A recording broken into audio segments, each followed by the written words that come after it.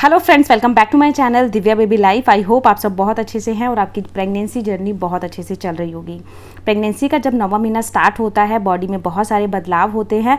आपने देखा होगा 9वां महीना स्टार्ट होने के बाद बार बार यूरिन की प्रॉब्लम बढ़ जाती है, भूख कम लगती है, बच्चे की मूवमेंट थोड़ी सी कम फील होती है, वाइट डिस्चार्ज बहुत ज़्यादा आता है, थोड़ा सा काम करके थकावट हो जाती है, कमर में दर्द, पैरों में स्वेलिंग, पैरों में दर्द, ऐठन, ये सारी चीज़ें मोस्टली देखने को मिलती है। तो आप सबके बहुत सारे कमेंट इसी टॉपिक पे आ रहे थे कि मैम 9वें महीने में बहुत ज़्यादा पैरों में कैंपस है, पेन है, क्या करें, कैसे इससे आराम आ सकता है। तो प्लीज़ कोई टिप बताएं। तो देखिए, प्रेगनेंसी का 9वां महीना एक ऐसा महीना होता है कि थोड़ा ही टाइम रह जाता है बेबी को आने में और इसकी एक्साइटमेंट और भी ज़्यादा बढ़ जाती है कि कब बेबी आएगा, कैसे नॉर्मल डिलीवरी होगी या सिजेरियन होगी, कैसे होगी, बहुत सारे क्वेश्चंस होते हैं, है ना।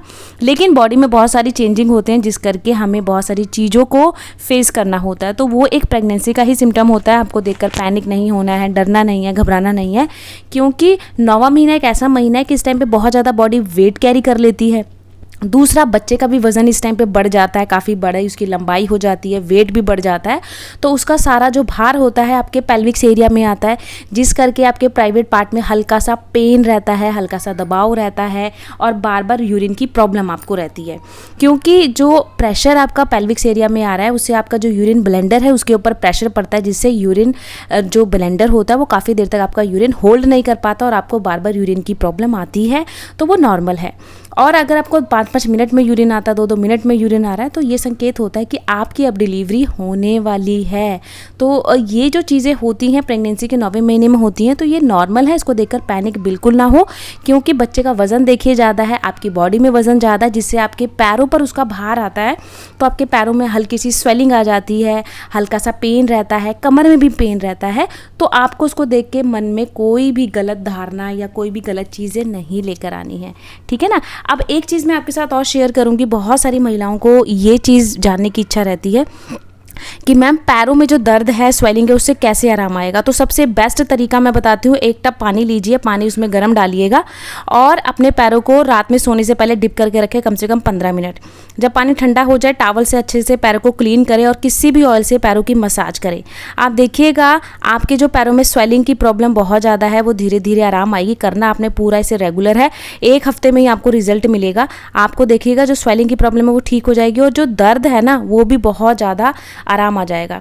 क्योंकि ये चीज़ें इसलिए होती हैं क्योंकि ब्लड सर्कुलेशन होता है ना, वो अच्छे से सर्कुलेट नहीं हो पाता। ज़्यादा देर तक आप एक ही डायरेक्शन में बैठे रहते हो या खड़े रहते हो या फिर आप एक ही डायरेक्शन में काफ़ी देर तक लेटे हो, तब भी ये चीज़ें होती हैं। तो एक ही डायरेक्शन में 9वें 8वें महीने में चीज़ें ना करें। कोई भी काम करते हो तो डायरेक्शन को चेंज करके करें। जैसे सोते भी हो लेफ़्ट साइड, तो आप करवट बदल बदल के सोएं ताकि आपके कमर में पेन ना हो। क्योंकि कई महिलाओं का क्वेश्चन आता है कि मैम कमर में बहुत पेन है, क्या करें।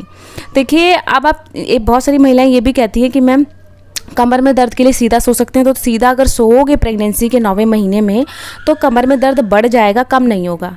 रीज़न, क्योंकि देखिए बच्चा देखिए इस टाइम पे काफ़ी बड़ा है। बच्चा अगर आप सीधा सोते हो तो अच्छे से सांस नहीं ले पाएगा और अच्छे से वो मूवमेंट नहीं कर पाएगा और उसको अंदर कंफर्टेबल फील नहीं होगा।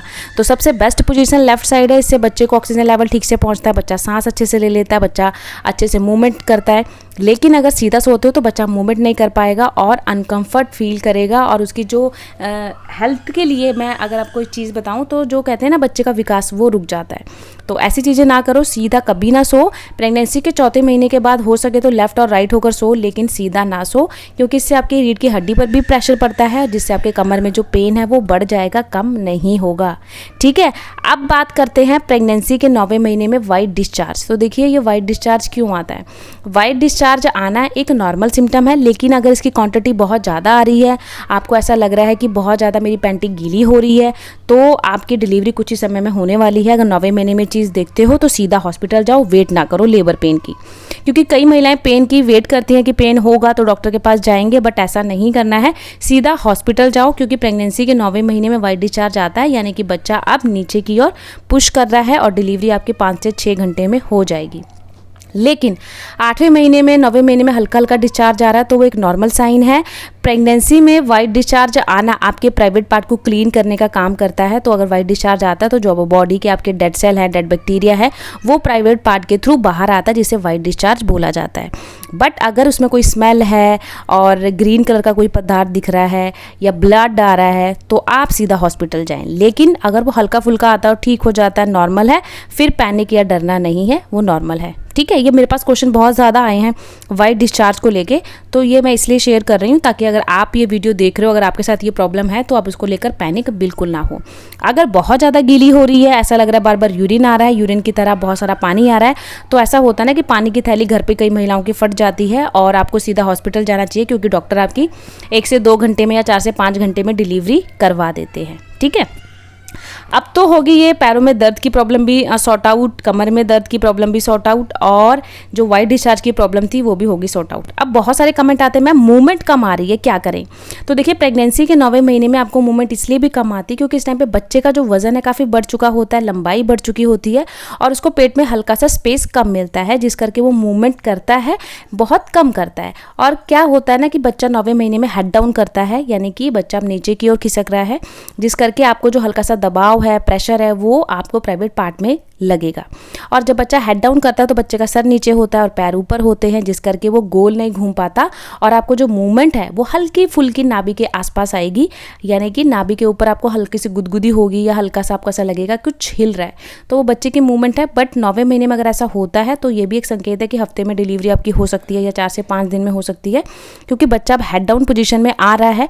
तो ये चीज़ें आपको देखने को मिलेगी कि बच्चे की मूवमेंट थोड़ी सी कम आएगी। और जब भी आपको लगे कि मूवमेंट कम आ रही है तो अपने डॉक्टर से ज़रूर राय लें, क्योंकि आपके डिलीवरी के ये एक संकेत होते हैं कि अब डिलीवरी होने वाली है।